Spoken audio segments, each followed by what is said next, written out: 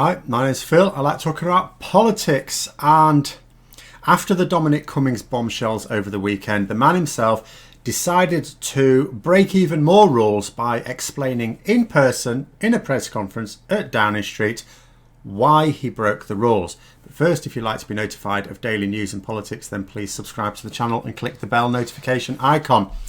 So, look, as Cummings was carrying out the press conference, I was writing notes, and I wrote pages and pages, and I carried on writing after he'd finished. This needs splitting up in some way. And, you know, I could fill my entire schedule this week just with that press conference, and I'm not going to. I'm not going to lie. The schedule for this week may end up being completely preoccupied with the wider story, but not that one press conference. And there's things that I think are really important to talk about that I'm just end up not going to have time for. But in this video, what I want to focus on is his defence and the really key parts of that defence that are demonstrably false. I don't want to focus on things that can be a matter of opinion. And also how he spectacularly cocked up that event. So, I mean, he didn't resign, as some expected. How could he, though? How could he have resigned? Because just having him carry out this press conference undermined the Prime Minister's authority and credibility. It undermines his authority because he is having to do a job that Boris Johnson tried to do the previous day. You're basically saying, look, Boris, you cocked it up, I'll sort it out. You're clearly incapable. And it also undermines his credibility because Boris Johnson was supposed to have put the public at their ease. He's our leader, and he wasn't convincing enough. So same thing there. To have then resigned would have made Johnson look a right tit, utterly impotent after being coached so carefully on the Sunday in order to fully defend Cummings. And if this was supposed to be Dominic Cummings winning over the public that he didn't think himself above the rules, he failed really, really badly. I mean, apart from anything else, he turned up half an hour late to his own press conference, for goodness sake.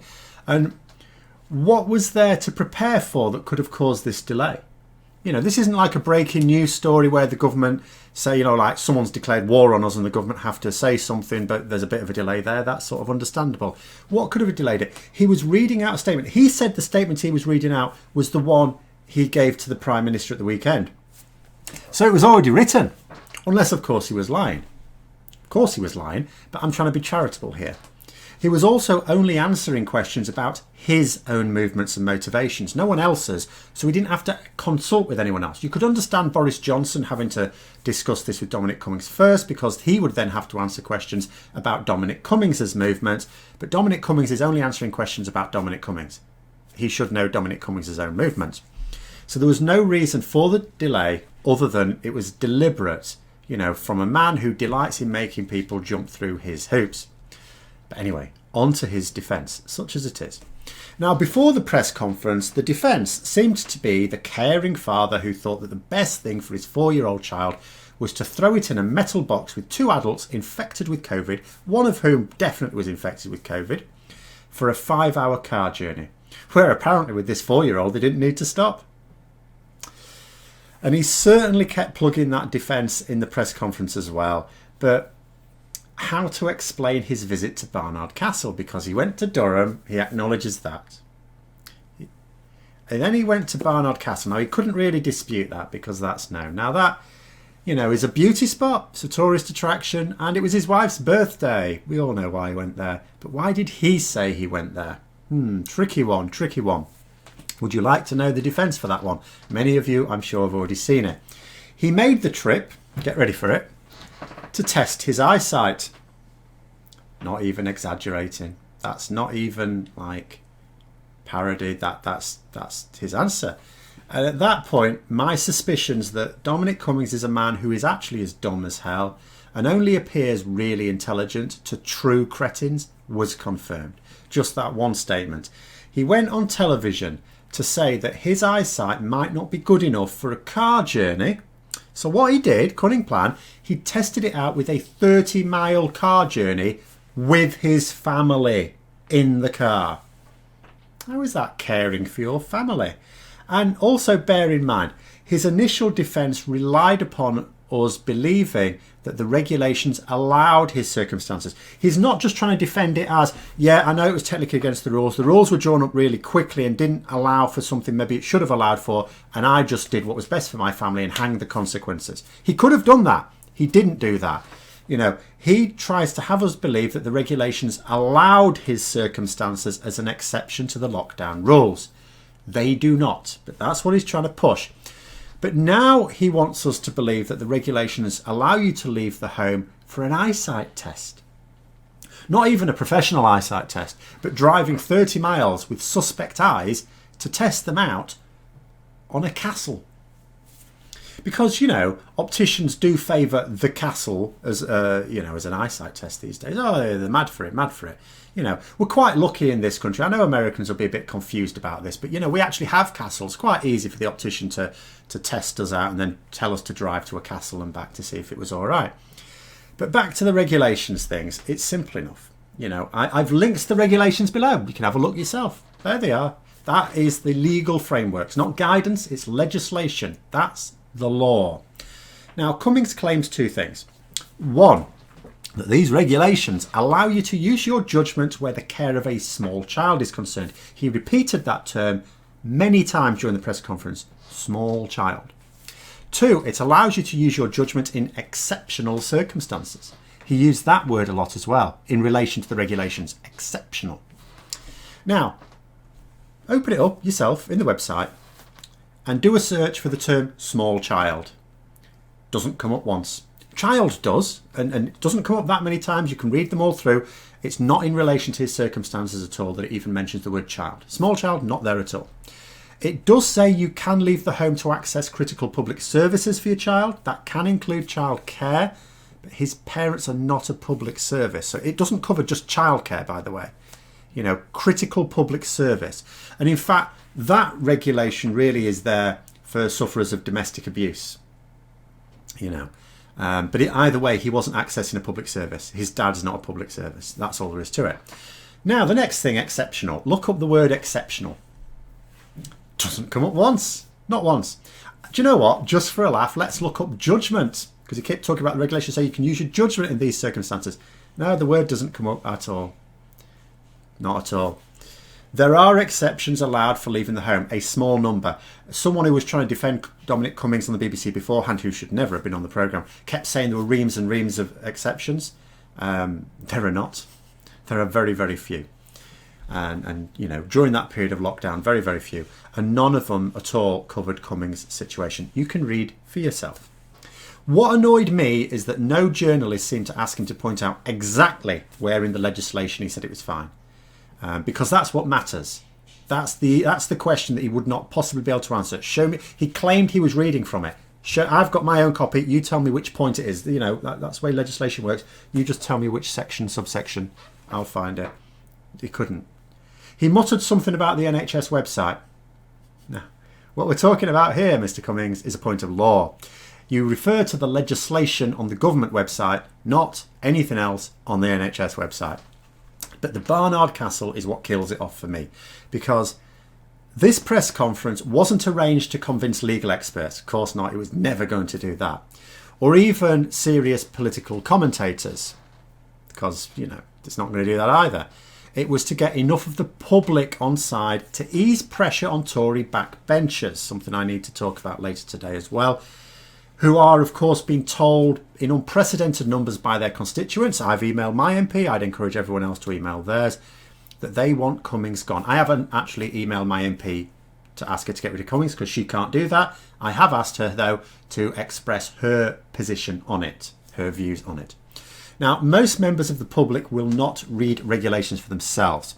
So if he says that all these regulations, I'll read it out to you, it says this, a lot of people will just believe that. That does nothing to address the anger, however, that many will feel who were in similar circumstances themselves and were told they weren't allowed to leave the home to drop their child off at a relative themselves. But some may go along with it as a reasonable excuse. Like some people might accept that he did break the rules, but he was only doing it to protect his family. And it's a lot easier to believe him than to click on a website and check after all. Because for some people, having exceptions for childcare Might be the sort of thing you'd find in the regulations. They might go along with that. But surely there's nothing in the exceptions that would allow you to drive for a self-administered eye test. That is the point at which surely even the British public are going to go, not really buying that. That was the dumbest aspect of this entire farce. There were lots of other contradictions and demonstrable falsehoods as well. Lots of them. I could spend all day talking about them. And proving them, more importantly. But they're unnecessary.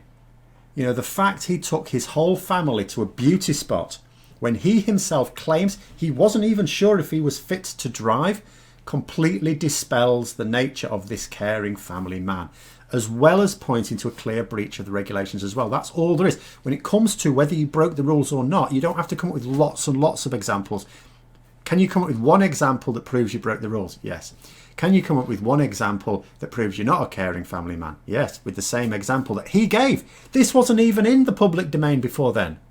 This nonsense only came out of his press conference with that one brainless claim. He must surely have guaranteed that public anger is not going to abate over this anytime soon. We'll have to wait and see, of course. You know, people are individuals. They'll all have their individual takes on it. Obviously, they'll get a lot of the information from the media. We'll have to see how the media report it. The coming days will tell us if his insane gamble has paid off.